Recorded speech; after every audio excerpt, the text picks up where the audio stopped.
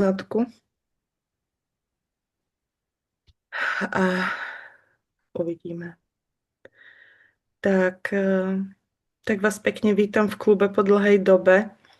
Nejak nám to nevychádzalo posledné týždne. Také jsem ráda, že tě vidím, nebo i Libušku, že ráda vidím. Bože, Vankušová vojna. Ahojte, a ja vás rada vidím. On 2 dní už po mne ide. Strašne. Normálne, že ide po tebe. Normálne ide po mne, robí mi stavbu. No ale však nech ide po tebe v spálni a nie, keď vysielame. Už o týždeň. A už ste presťahovaní? Nie, ešte sme, ale už sme začali, takže už tu napríklad knižnicu nemám. Ja som vôbec netušila, že to je 12 veľkých bedničiek kníh. A ešte som tu furt nejaké objavila, takže to bola asi najväčšia otočka, čo sme furt točili s tými knihami. Ale už je celá knižnica preč, aj zo špajze sme dali strašne veľa vecí preč, takže už sa to deje, len čakáme na detskú izbu, ktorá bude v utorok a ešte na interiérové dvere a už nám nič nebráni, takže už by som tam rada bola, lebo ma to nebaví, vieš, udržovať to furt tuto nejak ešte, ako aby sme to tu zvládali a nejak fungovali a tam sa teda ešte ako fungovať nedá, lebo nemáme tam v podstate to základné, čo by sme potrebovali. Ale inak sme v pohode. Toto si to pánov veselým. Takže tešíme sa, taký týždeň, to bude ešte trvať možno 10 dní a už tam budem. No. A super, že to máte tak dobre načasované na leto, že neriešite dažde, snehy, ľady a... Práve mám búrku inak, ale čo je super, tak je to 3 kilometre, takže my sa vlastne dokážeme úplne bez problémov vlastne točiť niekoľkokrát a tým pádom nám to vôbec nevadí, takže je to Áno. také ľahké, pozvolna, dneska som už nejaké veci z kuchyne tam potom našla, takže už keď si otvoríš, tak už tam máš taníriky a takéto veci. Predstaviť, no. Hej. Že Sa to je tá teším. radosť nového Mhm. zariadovania, to je krásne, tvorivé, Tak, veselé. tak.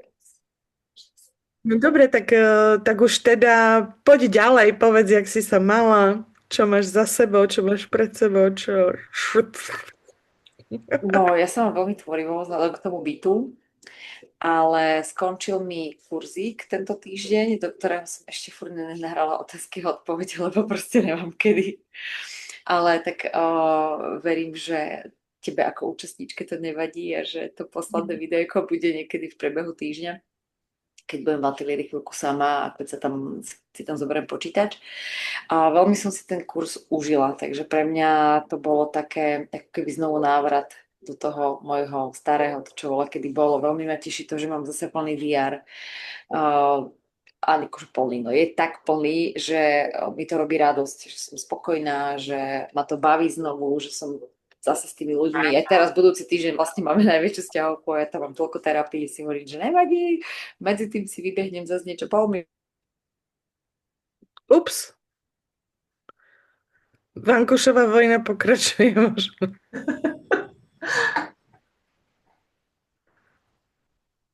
Čuješ nás? Čo sa tam stalo? Kábel. Teraz sa počujeme? Ano. Ja, že či pokračuje Vankušová vojna? Nie, ja som pohybala s tou externou kamerou a potom to prestane mať zvuk aj obraz aj všetko. Teraz som vlastne na integrovanej kamere, teda čo je v tom počítači a tá vôbec nie je dobrá. Takže mám taký pocit, že som zase späť. Teď tě neslyším.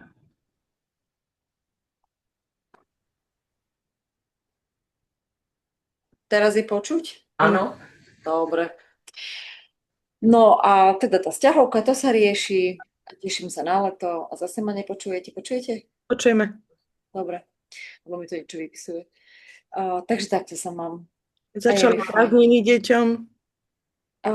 To vôbec nevnímam, lebo ja keď mám chvíľku voľno, tak ja som v byte. A oni sú tu.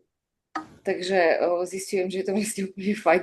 Respektíve trénujem sa na to, že raz odídu.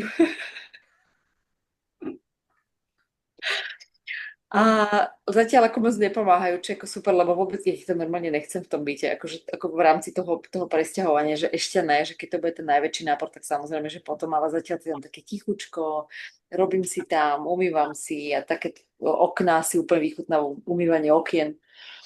A tým, že to je na prízemí, tak je to také, že mám pocit, by sme boli fakt v dome. Mhm. Takže chodím si tam oddychnúť a potom prídem sem, ja si poviem, OK, tak ešte 2 týždne to dáme takto a potom už pôjdeme všetci tam. Tak potom pošli nejaké fotečky. Určite. Ja ti zavolám, keď budeš chcieť. Áno, áno. Že Eli, lebo vieš čo, normálne som si povedala, že toto leto, ja vždycky som tam mala také, alebo teda posledné 2-3 leta som mala také, že chcem oddychovať a teraz mám normálne chuť tvoriť a robiť. Takže mám niečo v hlave, čo chcem počas toho leta teda vytvoriť na tej brutálnej terase, že nemusím chodiť nikam von, ale budem tam proste sedieť a budem si tam tvoriť a slnečko na mňa bude piecť. Tak?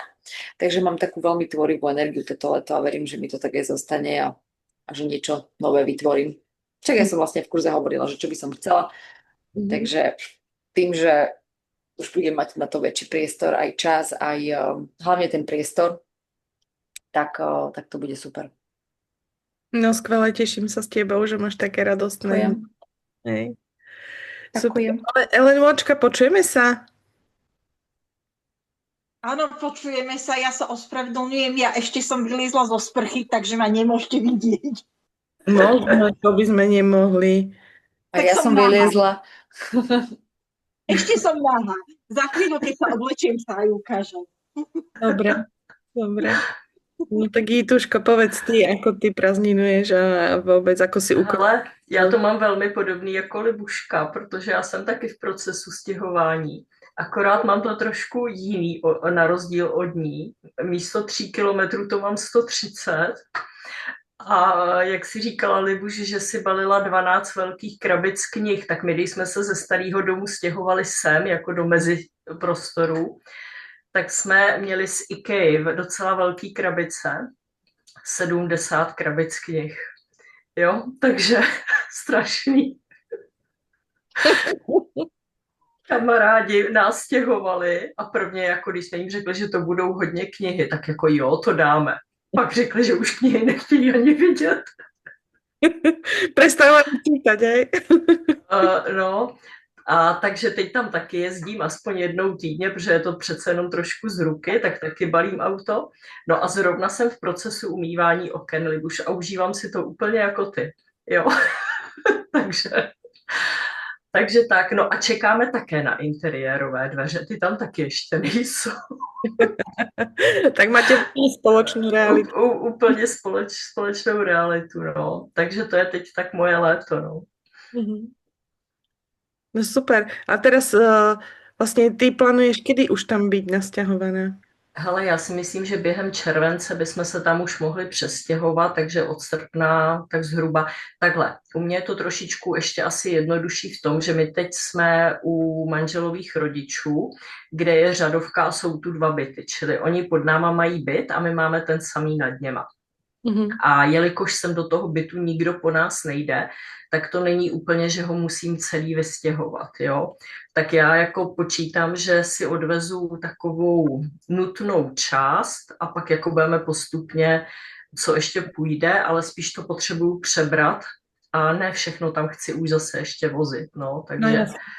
Jo, ale když jsme se stěhovali z toho minulého sem, tak tam to bylo náročné, že to byl velký dům, nebo jako statek takovej.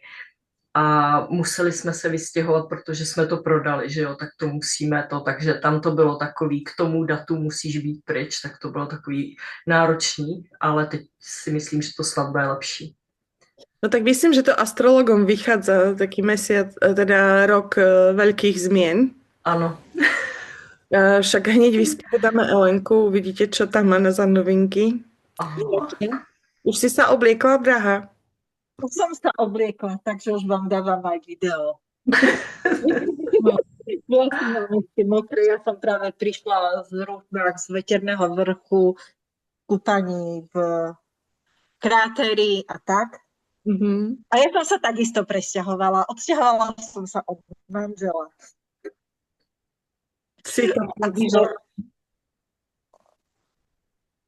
Takže nie ste si v iných priestoroch, jak naposledy už. Áno, toto je v podstate teraz moje nové obydlíčko. Mhm. To je moja ubytovňa. Vedľa mám v pračke hodenú veci a zistujem, že strácam veci. Tak to bude mať nejaký dôvod. Ale si omladla, počúvaj, za tých pár No dní. a som ostrihaná. Už mám len svoje sivé. Mám ostrihané, už mám len svoje originál vlasy. A nemáš i brýle nějaký nový?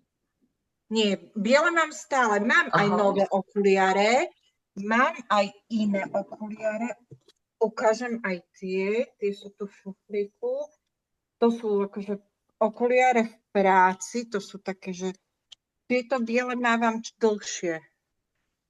Takže v práci chodím teraz takto. Takže tak. No iná žena. A odkedy som sa presťahovala, stratila som ružový šál s brošňou. Dnes neviem, kde mám preukážku a to je asi preto, aby som nechodila už domov, lebo to je zľavnené a cestovné do Šváboviec. Takže aby som si nechodila po veci domov. Takže to som dnes asi niekde stratila. Rozmýšľam, či som ešte niečo... O tých dvoch viem teraz, že čo som hľadala, takže tak. No a ako si to užívaš, tú veľkú zmenu, ten odchod od Vieš čo? Postiel je tu úplne iná, víš, akože je to tvrdý madrac a cítim túto chrbticu, akože cítim chrbát, keď ráno vstanem do lamana. Takže je to, ale v takomto bola som, lebo vlastne som sa vyšlo to tak, že syn mal poobednú, nerobil a mal manželové auto, lebo vlastne bol taký, akože vesmír sa ten posledný týždeň po tom 20., jak sme boli od slnovratu, staral zaujímavo o mňa, čo sa týka vlastne, jak som rozprávala, že s Alenkou, jak sme sa rozprávali, mne v piatok ráno vyskočilo, že zomrel niekto, koho som poznala a tiež tak náhle a nevieme prečo. Takisto potom vlastne Anička? Áno. Anička s tým, že ja som doma mole mala, švagor išiel na operáciu s obličkami, takže takéto ako všetko možné sa dialo ten týždeň predtým, ako jak som sa rozhodla, akože jak už som podpísala zmluvu a išla som sa sťahovať. Takže a ja neviem, kde som tú šatku, či som ju niekde v obchode stratila, alebo tu, jak som že vypadla. A to je taká fajná, ale bola tam brošňa od manžela. Takže bola s brošňou od manžela, čo som dostala teraz na Vianoce, takže neviem. A teraz, jak som išla na vlak, tak neviem. Myslela som si, že som ju dala do tašky a neviem ju nikde nájsť. Takže tak. A užívam si to ticho, kľud a pri predstave, keď som sa sťahovala doma, tak keď som videla, čo všetko by som tam musela robiť, tak ma ako desilo. Že keby som tam bola najbližšie 2 mesiace, tak 2 mesiace len upratujem. A s tým, že vlastne doma nie sme nikto. A včera som bola na prechádzka, som sa vrátila, lebo som si zabudla zobrať paličky. Takže som išla, bola som v Ganovciach pri Gejzíri a som sa už išla cez dom a naspäť autobusom. No, tak upratané aspoň v kuchyni bolo. Dole dcera popratala aj v tomto. Ja, že ty si bola na takej špehúnskej návšteve, hej? Bola som si zobrať to, čo mi chýbalo, to, čo som zabudla. A vlastne manžel je len sám doma. Takže som si vzala, zobrala som si paličky a manžel sa ani nepozrel, akože vzal, povedal mi ahoj, a všetko po starom. Všetko po starom, takže akože čo mám čo riešiť? Takže som odišla, no a deti sú v zahraničí. 2 sú v zahraničí a 2 sú v Telgarte. A jeden je v podstate flexibilný všade možne. Ten kde samo chce byť ten druhý. Takže A už sú všetci uzrozumení, hej? Všetci členovia rodiny, že... všetci členovia z rodiny sú uzrozumení, že som sa odsťahovala. Tým, že je to tvoje. Je to tvoje. Vera akože tak akože čakala to, oni akože vedeli skôr ako on, lebo akože tí starší vedeli a ja keď som ukončila telefonát, tak dcera pochopila, keď bola na skúškach, že niečo sa deje, ale čakala, kedy to, ako hovorím, že ja som ti to nemohla povedať nedeľu pred obedom, na obed, lebo to ešte vtedy otec nevedel, že ja vlastne sa sťahujem. To bolo ten týždeň predtým. A teraz akože pochopila, že vlastne sa chvíľu hnevala, lebo ja som spávala v jej izbe a pochopila, že to bolo ako jej to priestor, jej útočište a hovorí, že vlastne ale to priestor moje je tam, kde som ja a kde si to vytvorím. Akože ja som si uvedomovala to, že narúšam jej priestor, veľmi nerada, ale nemala som inú možnosť. Ako brala som to, že tebe platím, ty máš dve priestory a ja v podstate žiaden, akože je to príliš veľký luxus. Ako čo sa týkalo jej. Lebo vlastne ona mala izbu u nás v dome a vlastne izbu na internáte, kde mala, za ktorú sme takisto platili. Tak, ale postupne akože vzala, chvíľku sa akože zlostila, ale hovorí, že pochopila som, že vlastne potrebuješ aj ty priestor pre seba. Takže... Tak si ho teraz užívaš naplno. Teraz si ho užívam naplno. A zistujem, že čo je moje a čo bolo manželové. Čo z tých vecí, ktoré mi možno vadili, sú vlastne moje. A toto je vlastne aj jedno z dôvodov, prečo som sa ja odsťahovala. Že zistiť aj sama v sebe, že čo a ako. No, je to veľká odvaha podľa mňa, akože urobiť takýto krok. Tak úplne smekam klobouk. No, verím, že vás dobehnem čo chvíľa, čo sa sťahovania týka. Lebo vlastne od posledného klubového pokecu my sme tiež dali byt do predaja a hľadáme si nové miesto na žitie. A vlastne sa to tak nejako kryštalizuje a som v takej veľkej dôvere, že keď sa nájde kúpec, tak sa nájde aj miesto pre nás. A naša dátka Grocholka ma tak, jak by som to povedala, povzbudila alebo potešila, lebo nám vyšlo z hviezd, že do septembra by to malo celkom hladko prejsť. A nastavili sme vlastne byt podľa Feng Shui na predaj. A potvrdila, že potrebujeme odtiaľto vypadnúť, čo sme ako vedeli, hej, nepotrebovali sme to nejako potvrdzovať, ale dala nám ten rozbor trošku neskôr, ako sme mysleli. Niekedy v apríli to malo byť hotové. A dala nám to až v júni, ale povedala, že vlastne do mája by ste mali byť rozhodnutí, že odchádzate. Nebolo, hej, že... No, tak sme sa nasmiali na tom. A tým pádom mám ešte väčšiu dôveru, že to tak všetko aj pôjde, ako má. No, takže ono to tak všetko dozrieva, že čo vlastne, ako chceme ďalej najbližšie roky žiť. Prichádzame na to, že nám teraz momentálne stačí akoby na 5 rokov si nájsť nejaké bývanie ako pre rodinu. Chalani medzi tým vyrastú a verím, že sa vykryštalizujú možnosti, ako žiť komunitne, lebo to je naozaj môj veľký sen, to viete.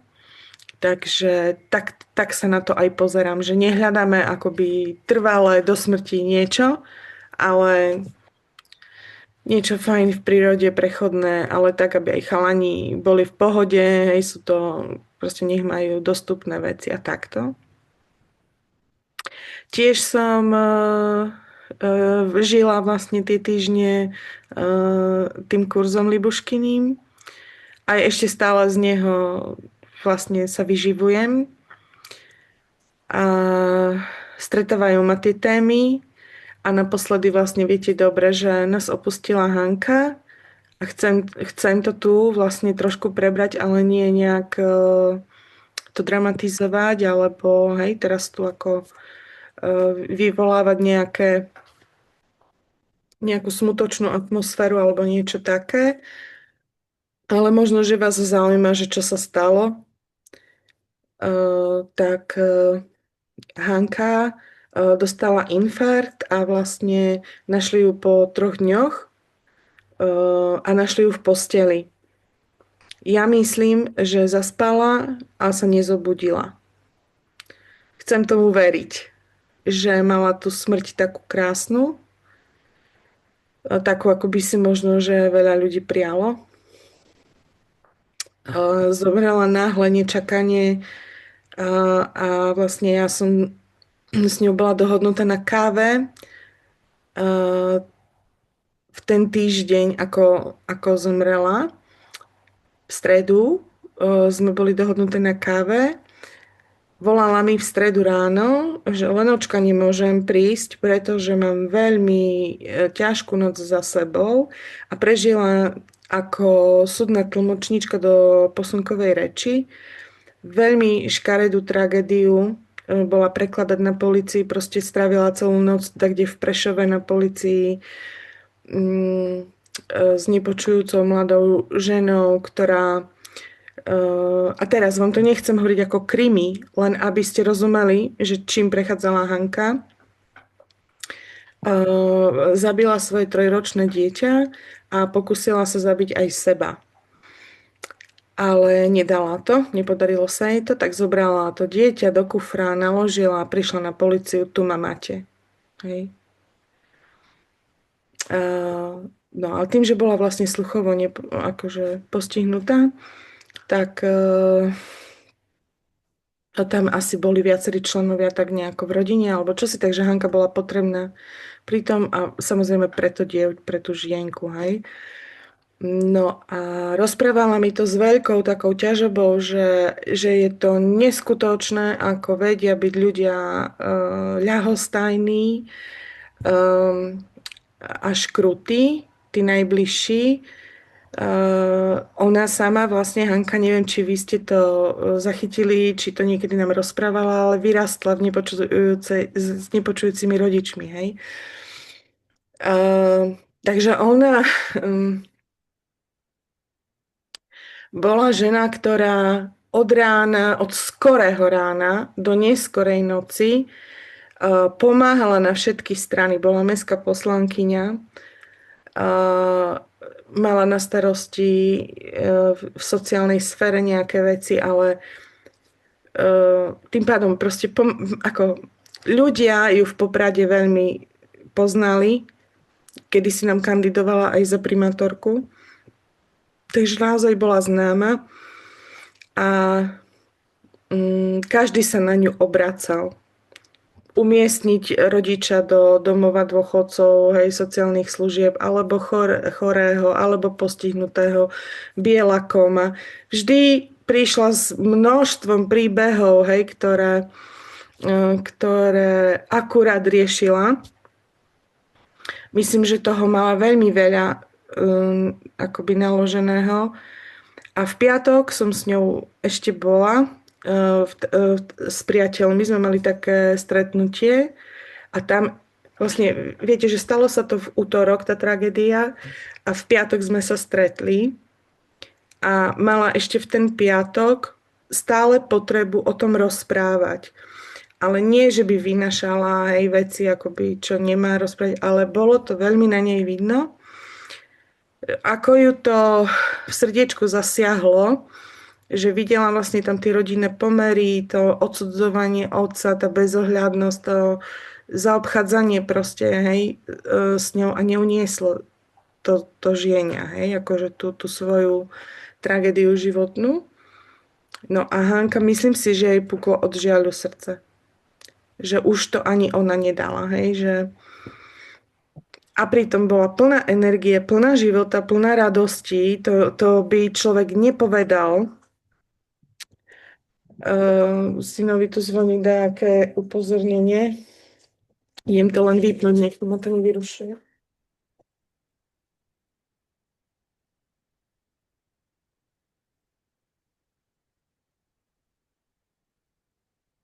Prepačte.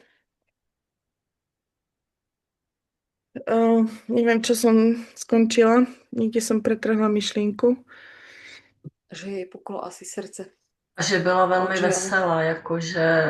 Že tak, áno, ďakujem, že vlastne nikto by to nebol čakal, ale zároveň ja som si tak uvedomila, že ako sme ju už brali za takú samozrejmosť, že ona vlastne išla v tom svete, žila ten život naplno, žila sama, bola rozvedená, aj tak sa chodila starať o svojho ex-manžela, ktorý je na vozíku, niekde na Liptove, ešte popri tých všetkých ľuďoch, ktorým slúžila, tak ešte o neho sa každý víkend chodila starať v zmysle, že mu nakúpiť a povoziť ho s tým vozíkom na prechádzku a proste, hej, že jej to tak nedalo.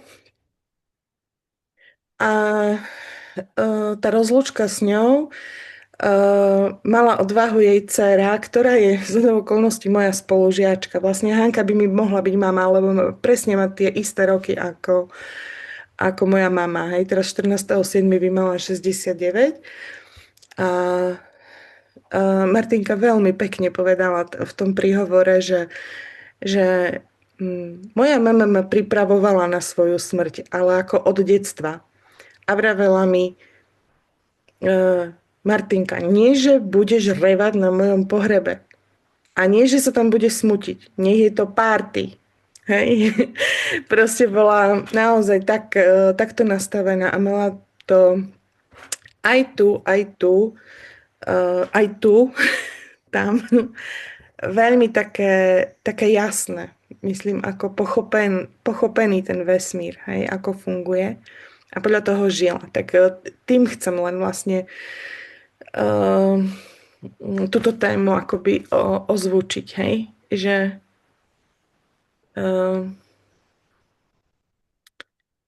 veľmi mi chýba, ja som si poplakala, potruchlila, hej, že proste mám také návaly, mám také rozhovory s ňou, vytrhávam si chlpy z brád, ja hovorím, že pozeraj, idem na tvoj pohreb, no kúkaj, aká budem fešanda, vieš.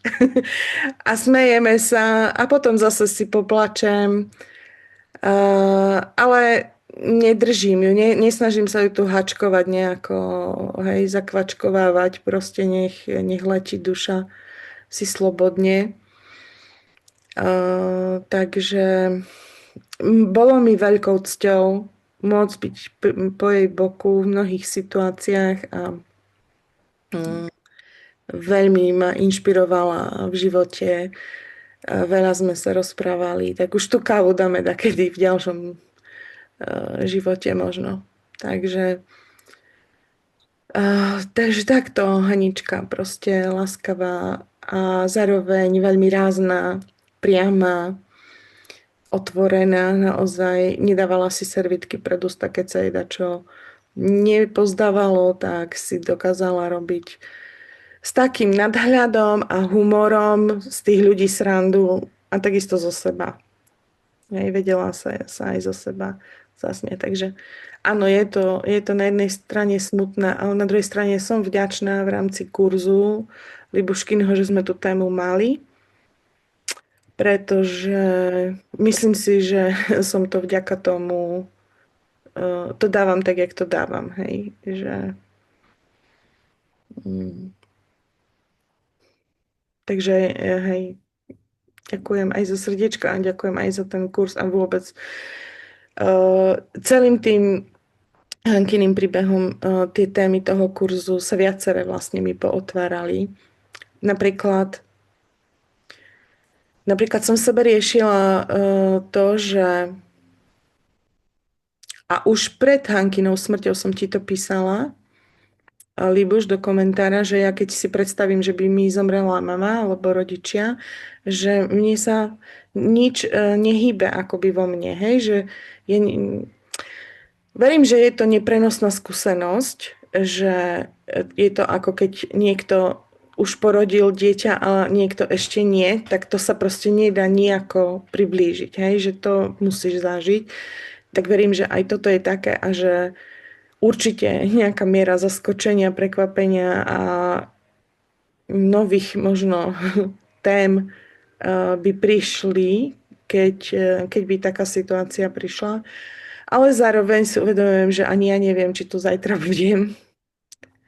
Hej, že znie to tak klišoidne možno, ale naozaj sa človek zamyslel nad tou pominuteľnosťou aj svojou, aj svojich blízkych. Takže viac ma to dalo do tej prítomnosti s mojimi drahými a do toho okamžiku každého v tom dni a viac do prítomnosti, ale zároveň aj ma to vyhadzuje trošku z prítomnosti, lebo sme sa vrátili pred chvíľou cez víkend na vlastne Sviatok Kupalu. Neviem, či to vám to niečo hovorí. Je to slovanský sviatok, prvý spln po letnom slnovrate. A Kupala bol taký jeden z tých slovanských bohov, ale nie z tých takých tých hlavných ako Perún, Svárok, hej, Lada a tak ďalej. Ale Slovania to mali tak, že proste keď niekto nejaký človek urobil nejaký významný počin, ktorý ako výrazne zasiahol do životov ľudí, tak ho akoby tak začali sláviť, hej, akoby povyšili ho na takého boha, alebo v druhom rade boha, alebo ako by som to nazvala. No a on vlastne Kupala bol človek, ktorý prišiel na to, že od Svetojanskej noci, čo v skutočnosti je ten slnovrat slovanský, hej, to len kresťania nám to museli trošku zase poprekrúcať a nemohli to úplne akceptovať, ako to v tej slovanskej histórii, kultúre a tradícii bolo. Čiže v tých, zhruba tých 9 dní od tej Svetojanskej noci až do toho splnu sú určité procedúry spojené so živlami, spojené so smermi, so svetovými stranami, akoby s očistnými všakými technikami, s bylinkami a podobne, kde sa vôbec nepije alkohol, nie je sa mäso, pretože sa previbrováva, navyšuje sa vibrácia, ja neviem, preskakujú sa tie ohne, chodí sa po uhlíkoch,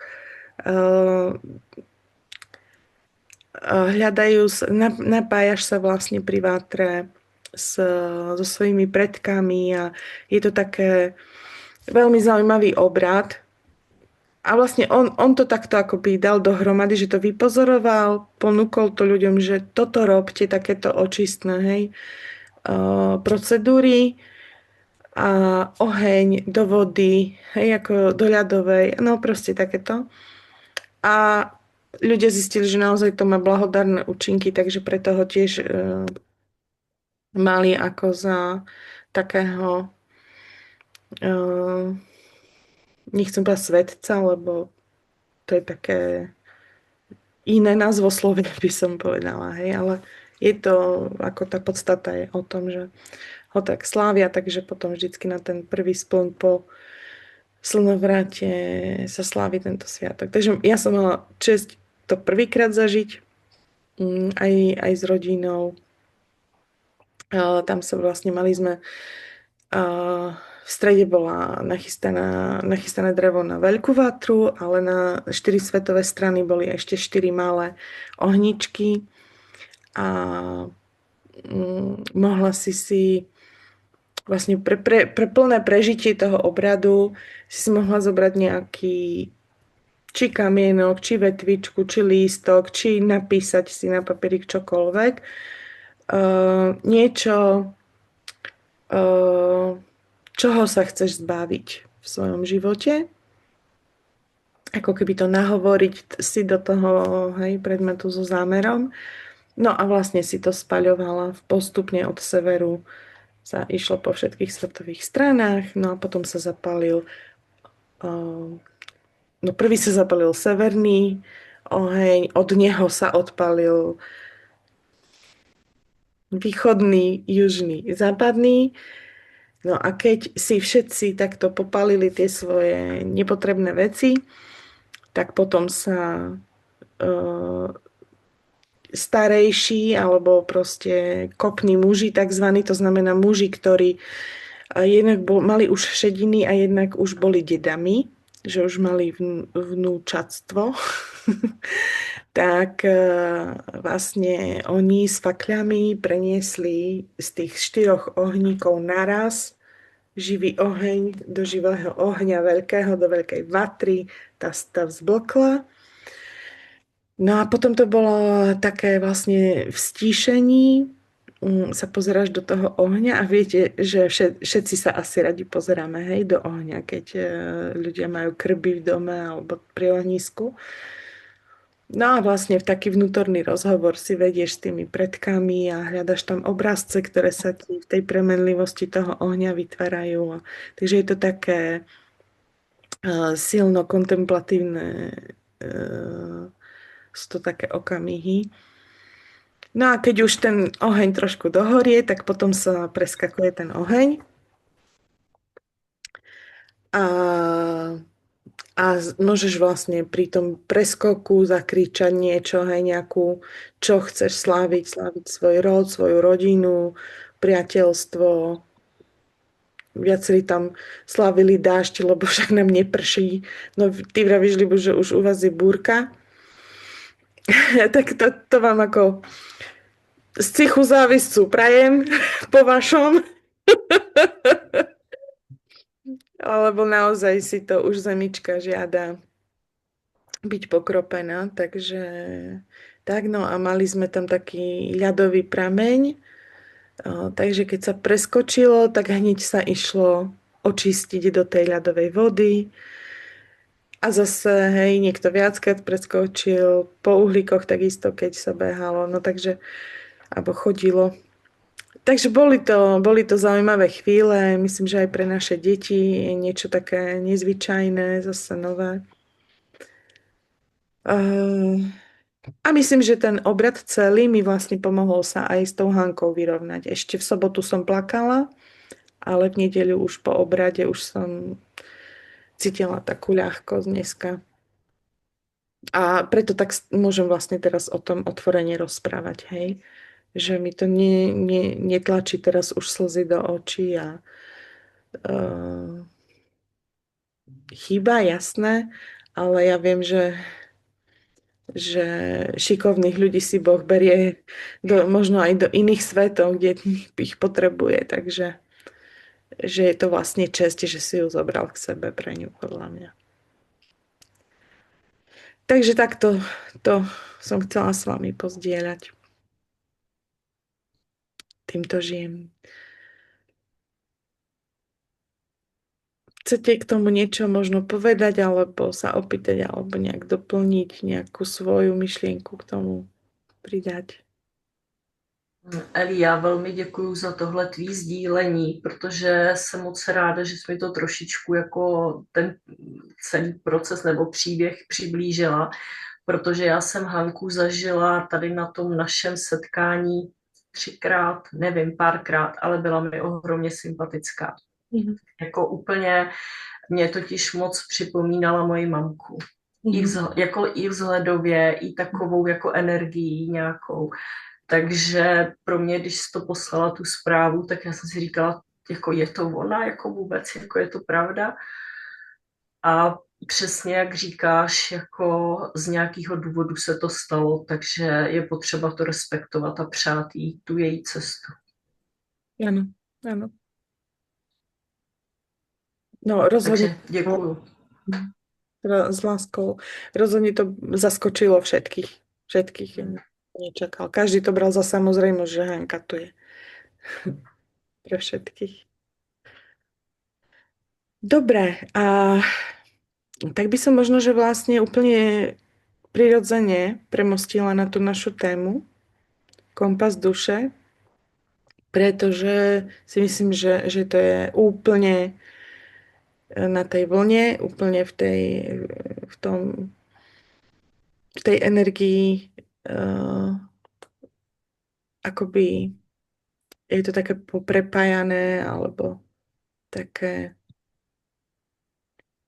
prirodzene popredkávané, no. Tak to nejak to vnímam.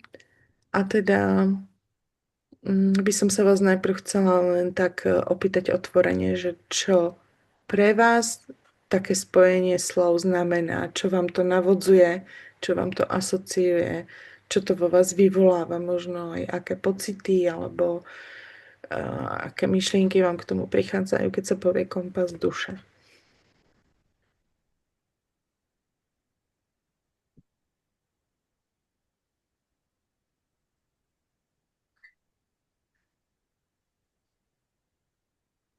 Nejaká navigácia do stredu k sebe.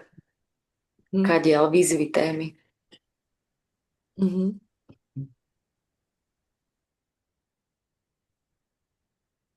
Co mě to spíš evokuje takový, jako že ta duše tě vede.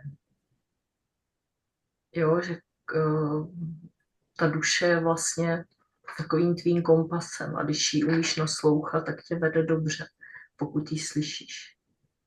Mhm. A čo máš na mysli tým, keď povieš ťa? Počkej, ty to je ke mně? Prepač, že duša ťa vedie. Že No jako duše je tvoje součást, ale že když ji dobře jako budeš poslouchat nebo vnímat, tak ona tě vede jako třeba, že tímhle směrem tě nasměruje, tohle uděláš, tohle neuděláš, jo. Takový jako to tichý vedení i vlastně myšlenky ti vede. Mhm.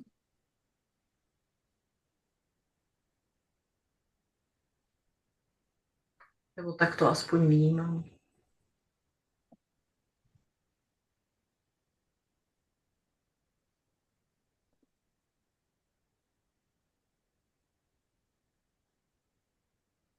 Keď sa povie kompas, tak mne to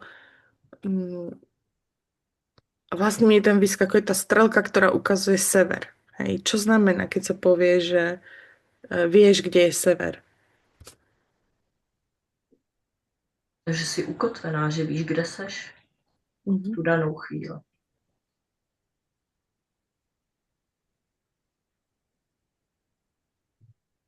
Kľudne si nechajte mikrofóny aj pustené, môžeme voľne tak debatovať. Čo vás k tomu napadá?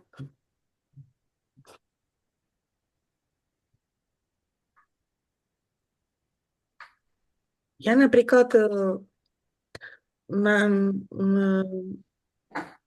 vediem stále častejšie také vnútorné rozhovory, že kde vlastne som. Že kde to ja vlastne stojím.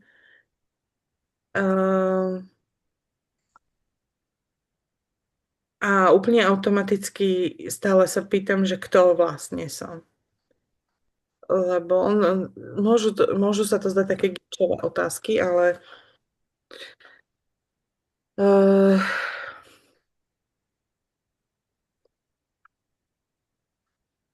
niekedy stále mám problém rozpoznať, že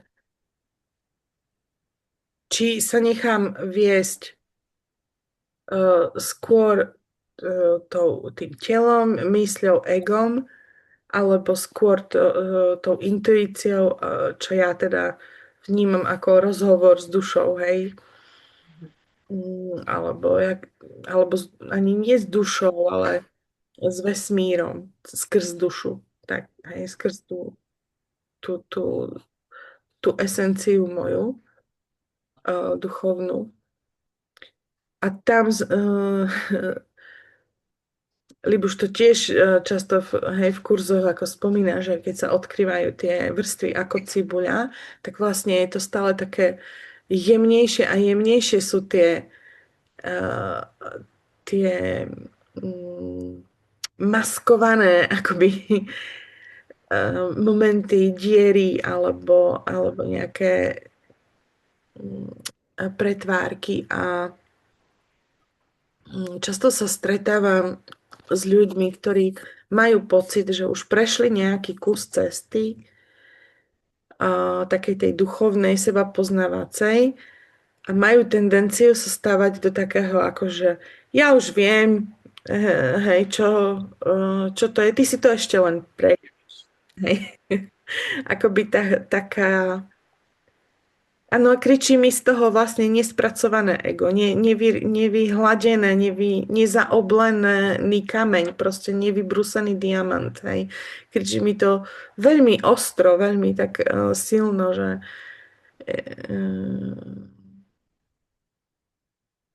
neviem, máte k tomu niečo vy? Prichádza vám k tomu niečo? Na zdravičko. Mne k tomu prišlo pivo. Tak, jak hovoríš, že je to také, ale to si musí človek prejsť, uvedomiť, aby zistil, že je v tom egu a robí to z tejto pozície. Ja som za tú skúsenosť moju nekonečne vďačná, lebo tiež som si myslela, kde už ja som a cap a už som bola dolu. Ale je to dobré, lebo keď si to človek prejde a hlavne si to prizná, tak potom môže z iného miesta v sebe a pokračovať ďalej v tom živote. Takže za mňa tá skúsenosť je veľmi cenná a myslím si, že je veľmi potrebná pre ľudí, ktorí tam práve sú. Lebo to je zase tá vrstva, ktorú potrebujú uzrieť, potrebujú uvidieť a vtedy prichádza akorát také väčšie zarovnanie. Že fakt každý sme úplne iný. Každý máme úplne iné výzvy, každý máme úplne iné témy. Každý robíme úplne iný bordel v obývačke na stole, na tých papieroch a na tých knižkách. Mi sa doniesol nejaký, sa zobudil a už mi tu robí bordel. Sovičko môj. Pozdravujem jeho nohu, ktorá tam pred chvíľou trčala. Že pozdravujú tvoju trčiacu nohu. Je ťa počuť. Nie ťa vidieť. Ja som ticho. Nie ticho. Dobre, tak si dáme oriešok. A je to úplne, že mega dôležité si tým prejsť a uzrieť to, lebo jak sa ti tie vrstvy zmenšujú, tak aj táto skúsenosť ťa viac zmekčuje. A ono sa môžeme do nej v živote dostať niekoľkokrát, viackrát. Je to super, keď sa do nej dostaneme, lebo vždy tam môžeme vidieť ďalšiu vrstvu tej tvrdosti, toho ega. No ono to ide stále ruka v ruke. To je ten zámer, či ideš tak, alebo tak. Či s čistotou duše, alebo čistotou seba sa. Preplieskava nás to vlastne na jednej strane sa snažím držať v takej tej pokore a na druhej strane si uvedomujem, že naozaj každý má tú svoju cestu, každý niekde na tom svojom schodíku je a keď vidím, že niekto je na schodíku, ktorým som prešla, tak môže ma to stiahnuť, hej, do tej ego pozície, do toho duchovného ega, že teda hej, dobre, tak veď dobre však si to prejdeš, hej. Ale zároveň mi tam naskakuje veľká zodpovednosť za to, vlastne presne to nepredhadzovať ľuďom takýmto spôsobom, že ťa budú vnímať, že ty sa cítiš akoby niekde viac alebo niekde vyššie.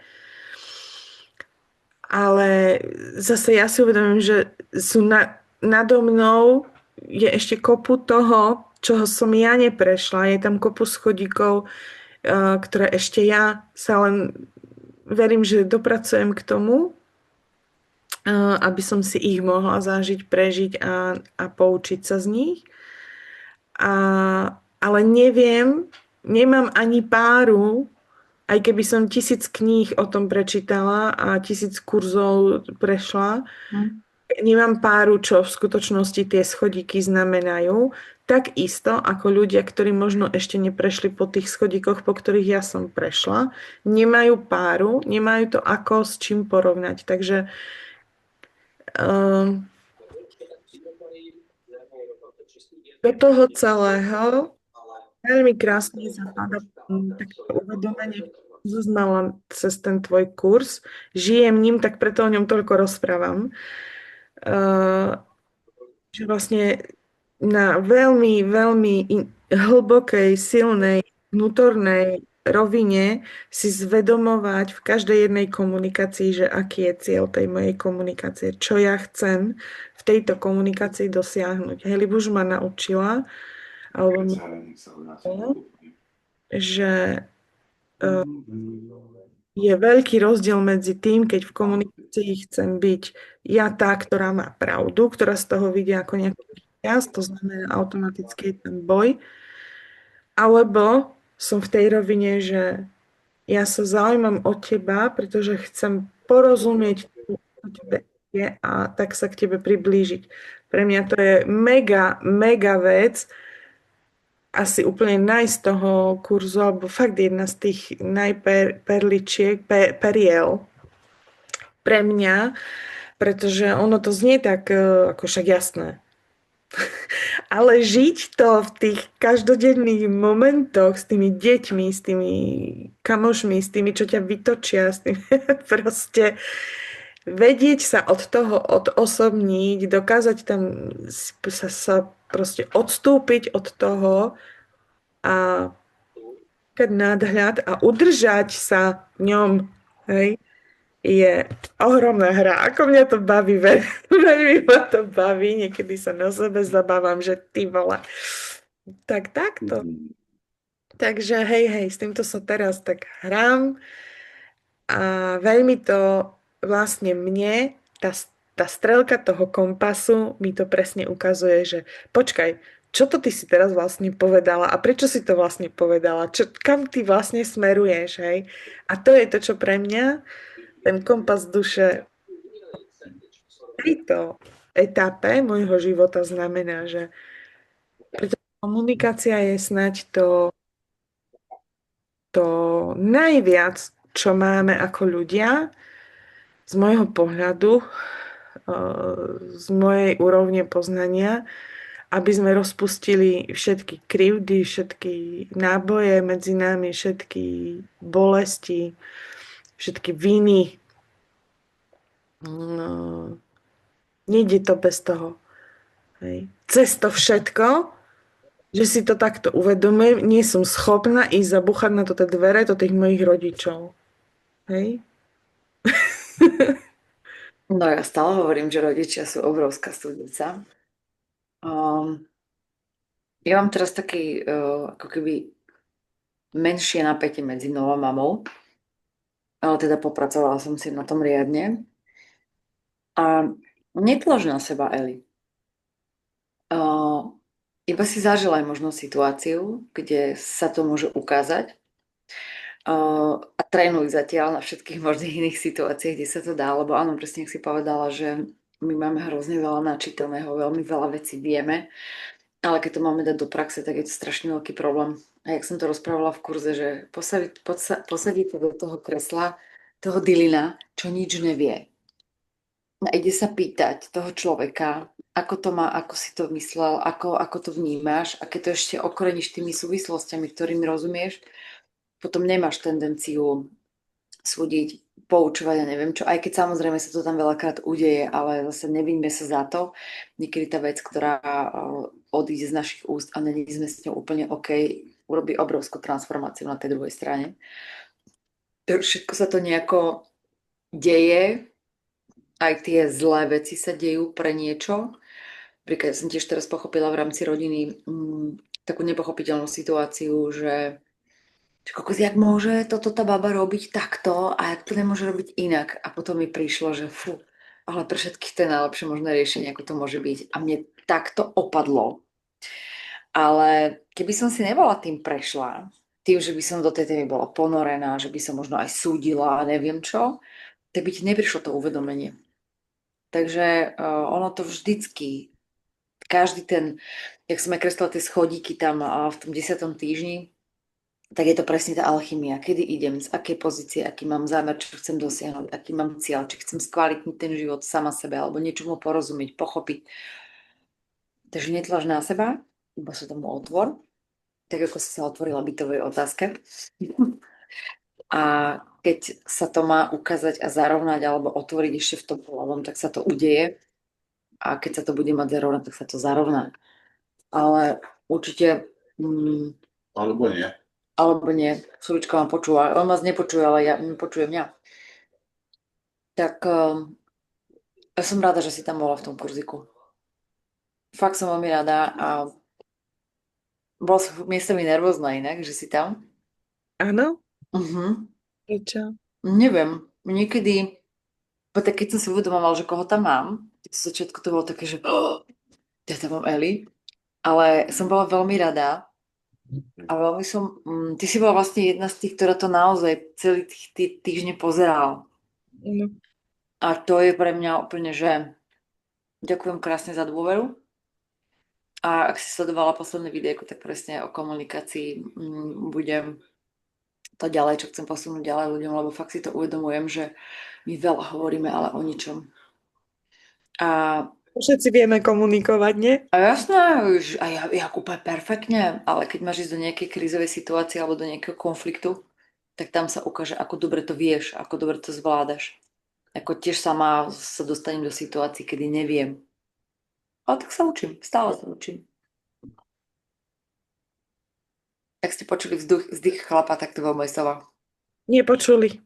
To je dobre. Je akože veľmi zaujímavé vás počúvať, lebo ja som vlastne ten človek, ktorého Elenka môže sledovať, že ako ja si idem po tých stupienkoch a kde to fakt dáva moje stupienke, moje ego a moju smerovku. Prepač, preruším ťa, prepač. To môžem naozaj ako doplniť iba, okoreniť, že ja som Elenku spoznala osobne na jeseň. Keď si bola prevziať diárik, tak sme sa stretli vo vchode mojej bytovky a tam sme snať polhodinku prekecali, nie? Možno menej. Tak, Do ja polhodinky. viem, byť veľmi náročná. Do polhodinky. Elenka je úžasne ukecaná žena.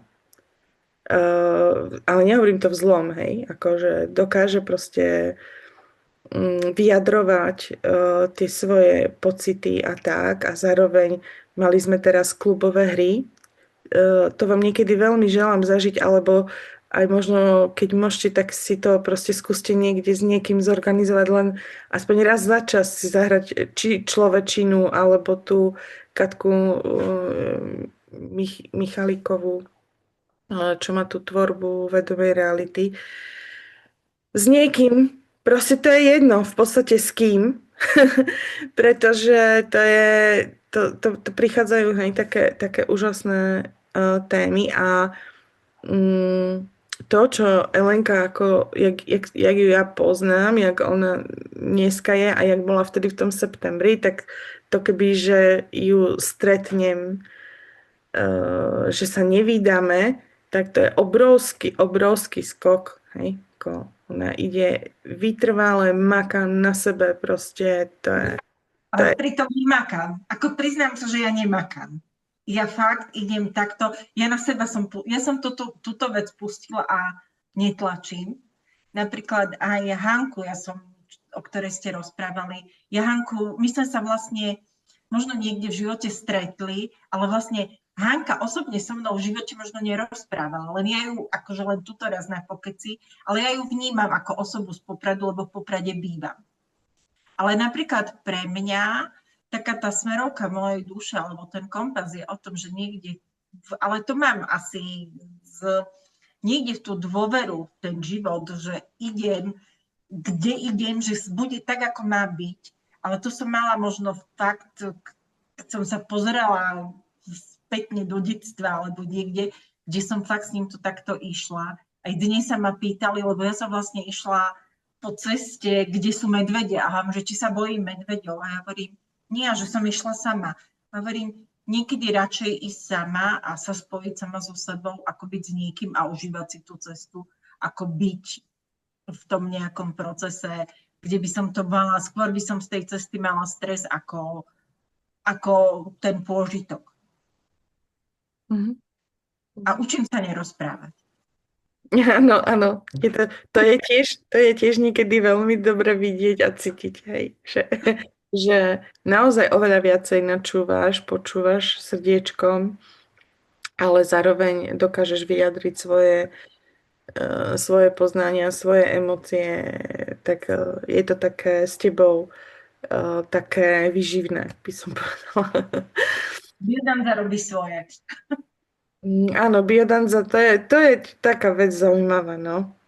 Že verím, že to rozpumpujete dievčatá na Slovensku a že budeme tancovať aj my. Víš čo, uvidíme. V podstate teraz mi prišlo, že som vlastne v Košiciach teraz bola táto s rodinou, že som mohla vlastne niekde v Košiciach zorganizovať, ale priznám sa v tom procese, ako som ja bola, že sa sťahujem a niečo také vypnuté. Jasne. Lebo bola jedna učiteľka, bola tuto teraz, bola za rodinou v Košiciach, takže čisto teoreticky sa mohlo niekde niečo zorganizovať, ale priznám sa, že mi to aj vypadlo. A ja idem v podstate o 2 týždne idem na festival Jadočí. To chcete, môžete ísť. Môžeš zobrať aj rodinu do Kubasovho mlyna. Dostanú by ste čisto teoreticky a je to aj pre tých, ktorí biodanzu nepoznajú. Mhm. A že chlapci, alebo kebyže chceš ty tancovať a oni by mohli chodiť po výletoch. Tak môžeš mi potom poslať viac info alebo aj do skupiny. Možno, že aj Jitku navštíviť. No, lebo my sme v Kubasov mlyn je pri Ústí nad Orlici. No, tak to je trošku inde. Tak to je trošku daleko. Ďaleko. No, to... Dám letáček. Dobre. To je tak. Že vlastne v podstate ja mám za sebou kurz aj niektoré, nie že kurz, aspoň vypočuté od Libušky prednášky o nevere, ktorá sadla mne na jak riť na šerbel. Takže vlastne tam niekde začala naša komunikácia, stretnutie s tebou, Lenka. Že vlastne, lebo si robila jej web a tak nejak si sa dostala potom do mojej databázy. Tak sa teším, že niekto bol na tom kurze, že poznám niekoho takto nového. Tak akože on bol pre mňa lebo ja som ako mladá zažila úlohu Milenky. Akože ja som bola lepidlo na ženatých chlapov. Ja mám aj syna so ženatým chlapom, najstaršieho. Potom akože normálne vydatá a bolo obdobie, kedy som bola svojmu manželovi aj neverná. Čiže prechádzala som si v podstate všetky... Ešte nedošla som do chvíle, kedy by som bola ja podvádzaná, ale tak, že ako pre mňa bola to taká dobrá vec, akože sadla jak riť na šerbel. Tak to sa teším. Musíme to zase spropagovať, Eli, vidíš? Ja myslím, nadčasová téma totálne, takže...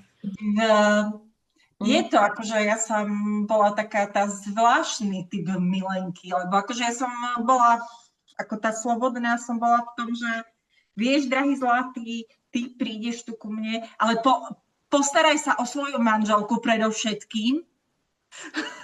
Vážne, to bolo ako brutálne, kedyže mne sa stalo, že sa do mňa zalúbil manžel mojej spolužiačky. Bože môj. A ja som bola pečená, varená u jej svokry. Ja som bola u jej svokry normálne na návšteve, aj so synom dokonca. Takže že rodinné vzťahy, tak to by sme mali. Takže akože je sranda zapísať, že a v tomto, že... A to som rozmýšľala, ako má on komunikovať s tou spolužiačkou, aby fungovali ďalej. Oni sa nakoniec rozviedli, ale to bolo úplne celé zlé, aj bezo mňa. Dobre, vráťme sa k téme, lebo mňa by ešte zaujímalo, že aké vy vnímate signály, čo sú pre vás tie signály na rozpoznanie, že toto je moja duša, toto je ten kompas, alebo toto je ten smer, ktorým ja naozaj mám ísť. Čo sú pre vás tie signály? Nechcem to inak ani ako podsúvať. Najprv je signál, že ma niečo zastaví. Niečo chcem, niečo ma zastaví, bude to nejaká choroba, alebo to je nejaká pád na lyžiach, alebo čokoľvek, kedy vlastne musím popremýšľať, že čo robím zle. A veľakrát, keď je to niečo, napríklad pri tejto kúpe bytu, však sa mi diali, však si počula v tom kurze všelijaké veci, ale stále som vedela vnútri, že do toho bytu proste treba ísť, treba to celé dokončiť, treba to celé urobiť. A častokrát sú to nelogické veci. Niečo nelogické ti príde, že ty vieš, že to máš urobiť, všetci na teba pozerajú, že či si kompletná, ale aj napriek tomu to urobíš, čiže mne veľakrát najprv je to o tom, že ma zastaví. Ak teda vykročím na tú blbú cestu, alebo príde takéto, že áno, viem. Je to normálny, hlboký, silný vnútorný pocit takého ťahu do niečoho. A ako vieš, že to není z ega? Alebo že vieš, že to... Alebo ono sa potom začnú diať synchronicity. A začnú sa ti diať, napríklad celý ten byt to bolo akože síce ako partnersky sme prekopali sme si každú jednu tému, lebo nám otvorilo hrozne veľa partnerských tém, ale na pozadí sa dialo veľmi veľa pekných vecí, takých, čo by si nevymyslela. Kuchynská linka k nám prišla taká, že to sme ani nesnívali za zlomkovú cenu. Ľudia, ktorí nám robili na byte, boli šikovní, rýchli, kvalitní, čiže tu sa ešte smeje Sovička, mali sme tam také určité veci, ktoré sa nám nepačili, ale ono sa to dialo nejako samo. A to je to, kedy vlastne nepotrebuješ do toho dať nejak veľa námahy, iba potrebuješ robiť tie rozhodnutia a možno také tie doťuky, že dobre, tak toto urobím, alebo sa ti udeje niečo, kedy vieš presne, čo máš robiť a berieš to ako normálnu vec. Napríklad teraz to sťahovanie. Vôbec sa mi to nechce. Ešte si hovorím, že akože hoci kedy by som sa v živote sťahovala, ale určite nie v lete, keď je 30 stupňov. No tak je 30 stupňov, máme leto a ja prednášam všetky tie pakšamenty, ale robím to normálne, že mám to urobiť. Neanalizujem to, či sa mi chce, nechce, proste to deje. A takisto to bolo aj s kurzom Čas pravdy a zázrakov, proste sa tie veci diali same. Takže vtedy viem, že je to OK. Ďakujem. Čatá? Ako to máte vy? Asi trošku podobně, jako Libuška, akorát já úplně nevím, jako jestli to vnímám hned, že to tak je jako signál duše, ale už jsem se naučila, že když se třeba něco zasekne, zastaví, nebo prostě to není tak, jak jsem si myslela, tak dřív jsem třeba jako byla zklamaná, nebo že se mi to nelíbilo. Teď sice ne, že bych z toho byla nadšená, ale říkám si, má to nějaký důvod. Jo? A když proti tomu nejdu silou, tak ono se to pak nějak porovná a ještě z toho jako něco vyplyne, nebo se třeba zpětně dovím, proč to bylo. Jo? Ale v tu chvíli to nevím ještě. Takže spíš mě to vede k tomu, jako když loďkou jedeš mezi kameny a prostě jedeš tím proudem, on tě nese, trošičku to řídíš, ale musíš jako respektovat to koryto, jo? Není to, že by si řekla, teď pojedu rovně. Prostě jsou to, že musíš takový ty kličky a to jako prostě udělat, byť se ti nechce třeba dělat, ale je to potřeba, jo? Takže nechat to tak nějak plynout a spíš se na to nezlobit a prostě to přijmout, že sice se ti to v tu chvíli třeba nelíbí, nehodí, nevím, ale z nějakého důvodu to nastalo.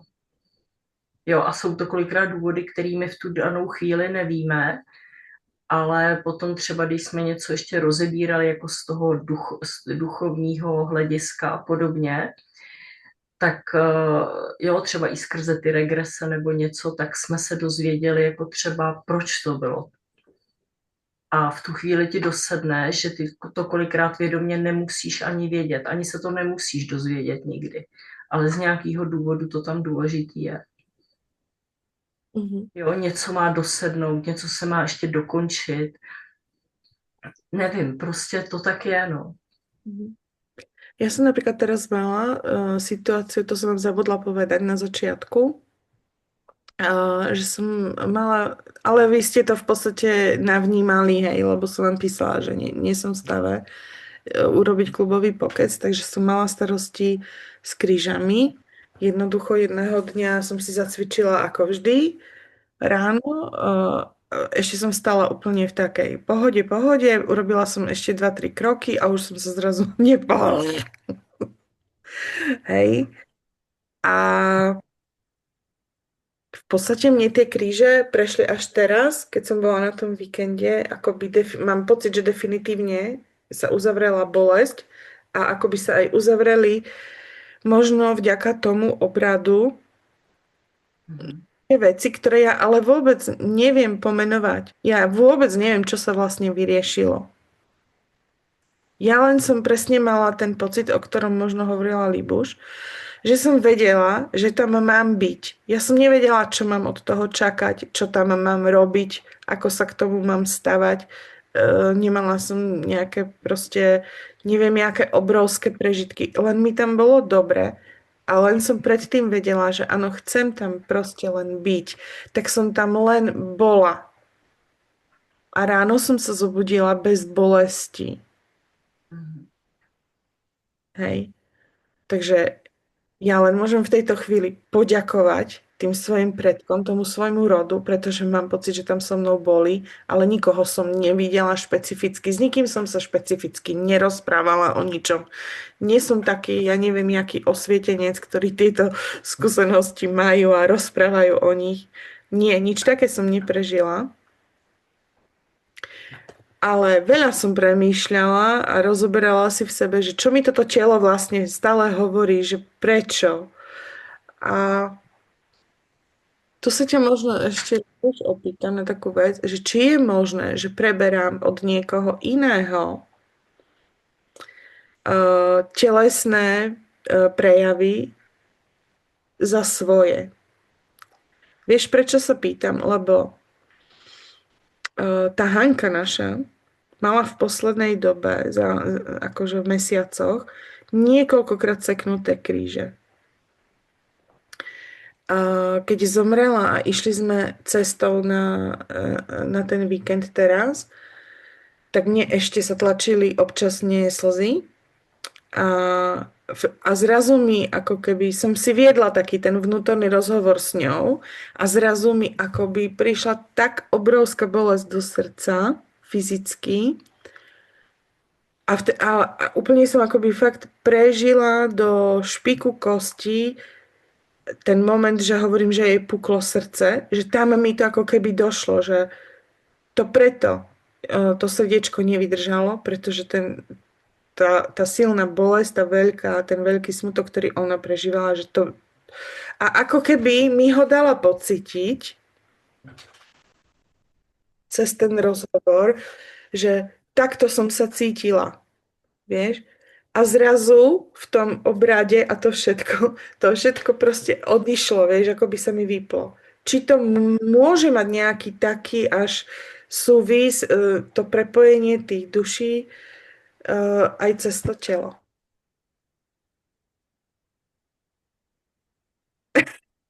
Môže, hľadala som to tlačítko, tú šipku, môže. Ale zase vždy je to informácia pre teba, že ako to máš ty smerom k tej osobe. Ale áno, môže sa aj toto stať. Že ona ti vlastne tú informáciu poslala cez ten prežitok, cez to, aby si to navnímala. Aby si vedela, čo sa stalo. Asi sa s takým niečím, hej? A to máš jak prenos rodových traum alebo rodových bolestí, rodových diagnóz. To máš vlastne niečo veľmi podobné. Takže treba si možno... Počujete to? Ježiško sa hrozí. Úplne tu búcha, plieska, blíka. Keď máš prenos nejakej choroby v rode, tak vlastne ty prenášaš ako keby traumu alebo tie vzorce správania. A ak máš veľmi podobné vzorce správania aj ty, ako má ten človek, tak môžu sa ti ozvučovať. Takže preto by som sa pozerala na to, že čo ty máš smerom k nemu, možno nevyriešené alebo nevysporiadané. To je to trošku... Smerom k Hane. Áno, preto to sa teším do trojizbového bytu, veľkého, lebo konečne si bude mať kam zavrieť ten počítač. My sme teraz v dvojizbáku. Milujem to. Takže áno, dá sa to. Určite áno. Len potrebuješ vedieť, aký spúšťač tam bol, alebo čo spoločne ste tam mali. Lebo ty môžeš niekedy možno pomôcť, alebo naciťovať niečo. Ak majú ľudia veľmi silný program pomoci druhým, alebo sú veľmi silní empati, oni veľakrát naciťujú veci niekoho iného. A ak s tým nevedia robiť, tak sa to naťahujú do seba. Mhm. Lebo ja nemám pocit, že by som mala voči nej čokoľvek nevyriešené, až na tú kávu, ktorá sa neuskutočnila. Lebo to sme si mali tento týždeň vlastne dať ako náhradný termín a ten už sa neuskutočnil. Ale to nebolo nič vážne. To sme sa proste dohodli, že musíme sa už rýchlo zase stretnúť, hej? Že... Ale zase, Eli, a možno to bol jej spôsob, ako sa s tebou rozlúčila, alebo ako ti dala dať vedieť informáciu, čo sa vlastne stalo a prečo odišla. Mne takto, keď otec pred 3 rokmi odišiel, tak mne mama hovorila, že ho odviezla záchranka, tak ja ešte, že na diaľku sa mu budem snažiť nejako pomôcť a že ešte tam čo to porobíme tak, ako energeticky a z ľavej strany úplne totálne jasné jeho hlasom. To nechaj tak. Tak ja som vedela, že to je proste tak a že to budem musieť prijať. Ale však som to rozprávala v tom kurze, že otec vlastne 6 hodín pred smrťou povedal mojej mame vetu, ktorú nikdy nepovedal celý život mne. O 6 hodín už tá veta mala úplne iný zmysel a to bolo, som zavárala uhorky ten deň u nich na chalupe a povedal mojej mamine, že Libuša, ja by som nikdy nebol povedal, že tá naša Libuša je taká šikovná. A o 6 hodín, keď mi mama oznámila, že je otec mŕtvý, tak tá veta mala pre mňa úplne iný zmysel. Takže áno, to môže byť pre teba, to mohla byť iba ako keby informácia, ktorú ti dala. Takto som odišla, aby si vedela, aby si mala kľud na duši. Aby som už to mohla aj ja akoby uzavrieť, že tie otázniky, ktoré mi tam naskakovali neustále. Že... Áno, a hlavne čím viacej ľudí príjme to, že ten človek odišiel a príjme to s kľudom, tým lepšie sa tej duši odchádza. Lebo zober si, že tá smrť je u nás v kolektívnom poli tak veľmi silne nabitá tým, že musíme plakať, musíme smútiť, musíme sa tam házať minimálne o zem, lebo niekto nám odišiel. A to tak vôbec nie je. Keby sme prijali a pochopili tú vlastnú smrteľnosť cez smrť ako takú, tak by sme odchádzali, alebo nechali by sme tých ľudí odísť v pokoji. Lebo tie 2 dni, 3 po smrti, tá duša potrebuje mať kľud na to, aby sa mohla odlepiť. A čo robia vtedy všetky médiá, keď je to niekto známy? Tak vyšlo informáciu a do kolektívneho pola sa začne proste pumpovať, respektíve na tú dušu sa začne pumpovať kopec všetkých lútostí, bolestí, strachov, zráda, neviem čoho všetkého. Takže ak toto sa ti udialo, tak si za to poďakuj, alebo poďakuj za to jej, že tú informáciu si získala. Môžeš to celé pustiť a tým pádom môžeš do kolektívneho pola okolo seba túto informáciu priniesť ako nejaké posolstvo alebo informáciu o tom, že takto sa to stalo, takto je to v poriadku a už to nechajte tak. Ďakujem ti za to. Láskou. Elenka, ty chceš dačo povedať? Ja to vidím. Vieš, že téma smrti je pre mňa vec, ktorá je, dá sa povedať, ja beriem smrť ako súčasť života a videla som a zažila som kopec ľudí, ktorých nechceli ľudia pustiť. A to povedomie je také, aké je a vieš, ja beriem, dá sa povedať, nám aj teraz dochlo v podstate jedno šteniatko a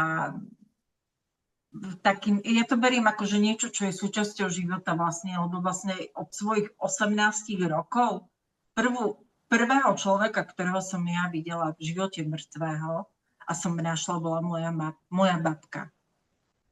A vlastne ide to takým nejakým spôsobom, že tí ľudia ako zomierajú, lebo prišiel ich čas.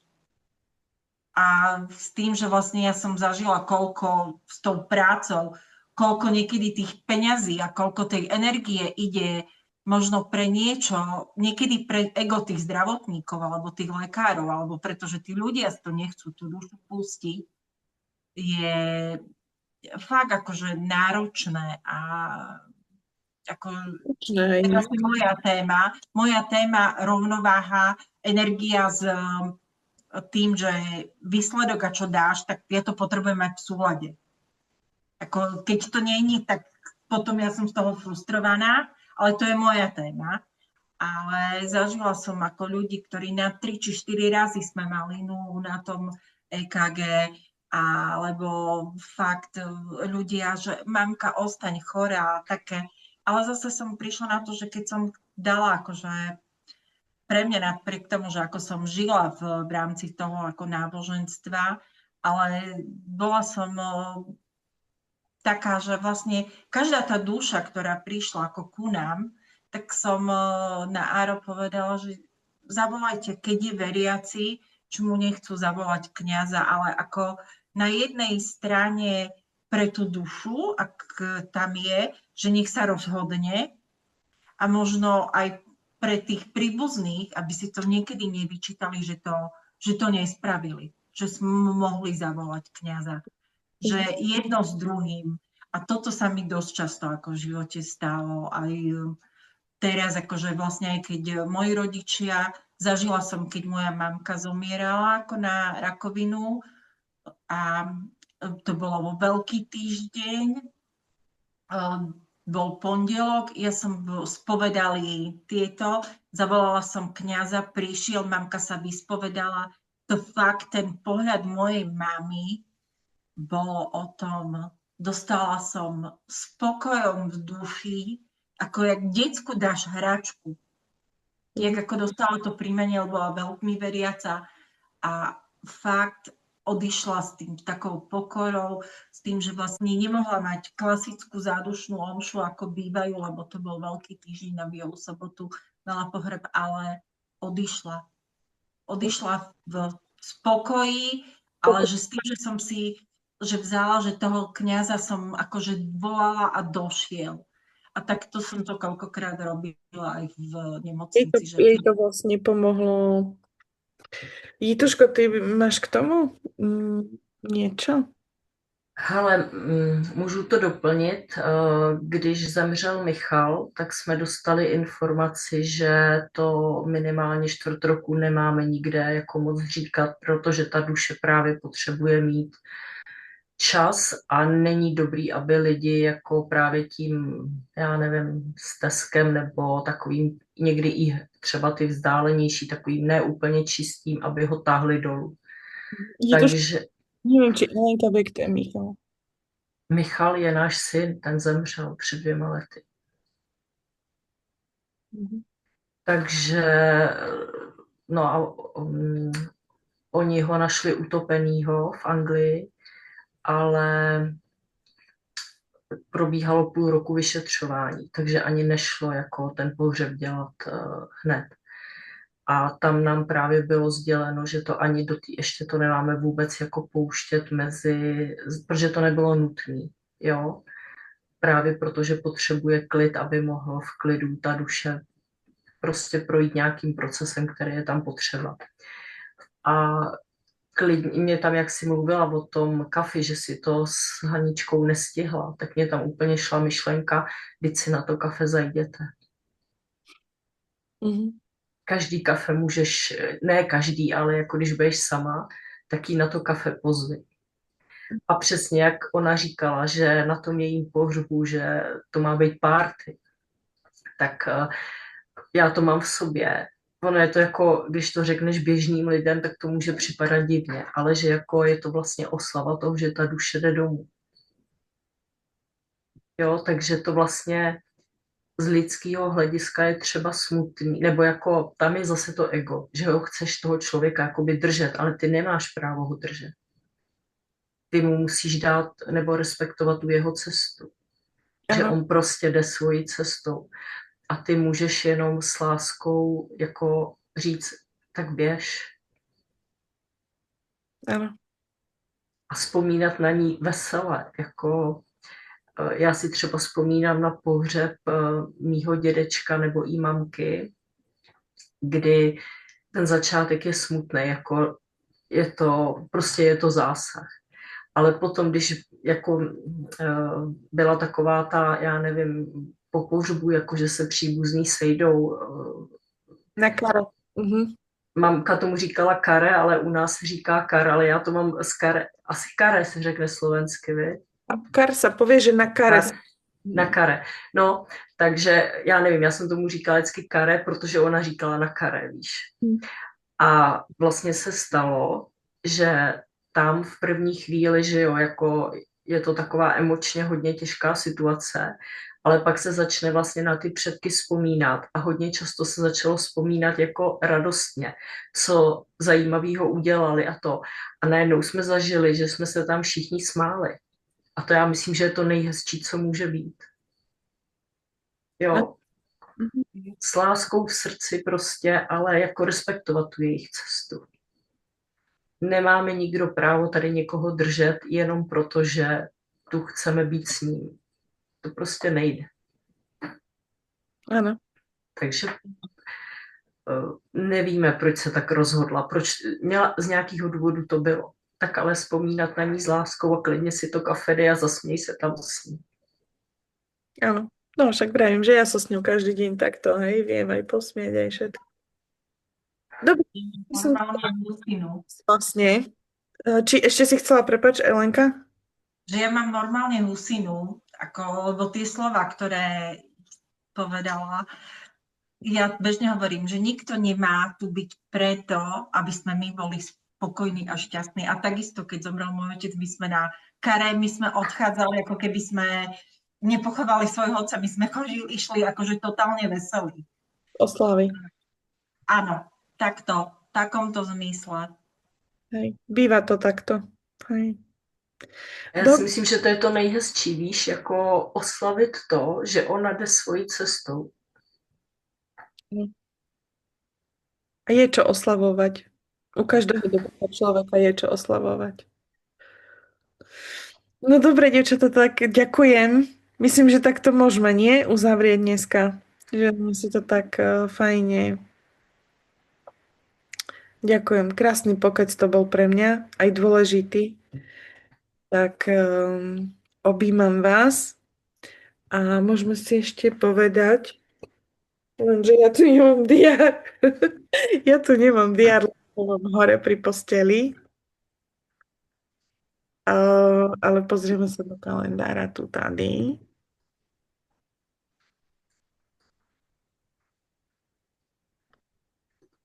Vychádzalo by nám to asi tak buď na 3. alebo na 10. Čo vy na to? Augusta, ako to máte? Ale já zatím můžu oba dva termíny, takže nevím, jestli se mi tam něco nevyvrbí, ale to neovlivním teď, takže klidně se můžeme domluvit, mě je to jedno, který. Dobre. Ellen, močka, ty skôr 10. Ja mám jednoznačne akože voľno obidva, že ja sa zariadím ako viem. Dobre, Liboška píše, že radšej toho 10., ale tiež sa vie prispôsobiť.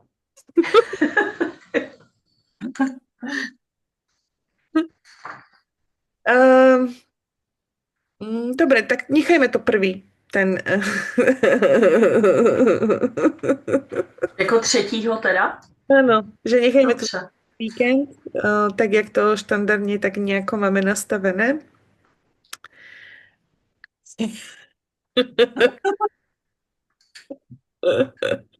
Vyhral som! Vidíš sa.